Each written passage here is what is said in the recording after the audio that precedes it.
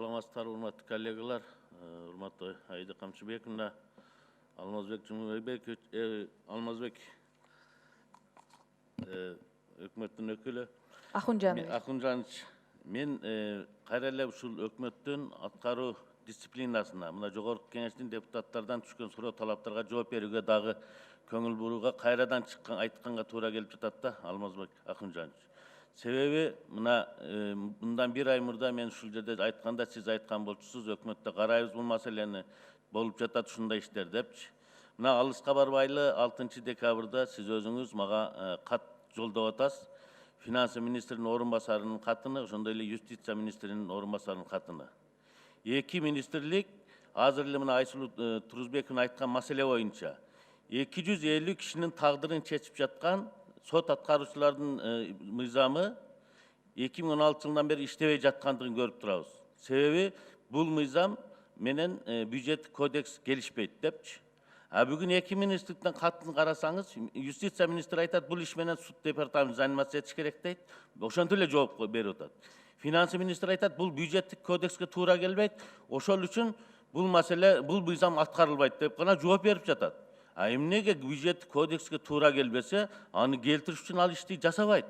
Ошону сиз бизге катты жөнөтөрдөн мурда ушул маселелерди бир карап, ошолорду чакырып сүйлөшүш керек болчу. Мына бүгүн 250 сот аткаруучу 36 миллион сом сый акысын ала албай олтурат. Ал акчаны финансы министрлиги эсептөө палатасынын рекомендациясы деп туруп, анын жарым акчасын азыр бюджетке алып өздөрү иштетип жатат. Бул эмне деген нерсе? Биз аларды ошол сыяк алышат, булар кошумча, ошого байланыштуу деп туруп, алардын бүт мамлекеттик кызматкер берилген премияларын баарын алып салсак, аларга берүүчү материалдык помощь баарын алып салсак, бүгүн 7.000-ден 12.000 сомго чейин айлык алып жаткан сот аткаруучу кайсы мыйзамдын аткарылышын, кайсы соттун чечимин аткарат да? Ошол үчүн Аида Камчыбековна, менде ушундай бир сунуш болот эле. Сиз тийиштүү комитеттерге поручение берсеңиз, тийиштүү секретариаттар, фракциялардын секретариаттары материалдарды бардык депутаттардын өкмөткө жөнөткөн суроо талаптары боюнча анализди чыгарсак, кайсы министрлик кантип катка жооп берип жатат. Анан ошону мен айтат элем, ушу келер жылы январь-февраль айында палатада карабасак болбойт. Себеби бул жерде өкмөт толук эле отпискага өтүп калды.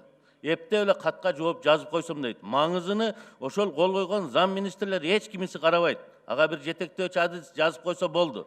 Мен түшүнөм, эгерде бюджеттик акча кошумча акча сурап жатса, каражат жок башка. Но бирок мыйзамдын дал келишпегенин айтып жатсаң, анан муну биз заниматься этпейбиз деген юстиция министри кандай болот? Ошого менде конкретно сунуш бар, фракциялар чогулуп туруп ушу ишти бир палатага алып чыксак.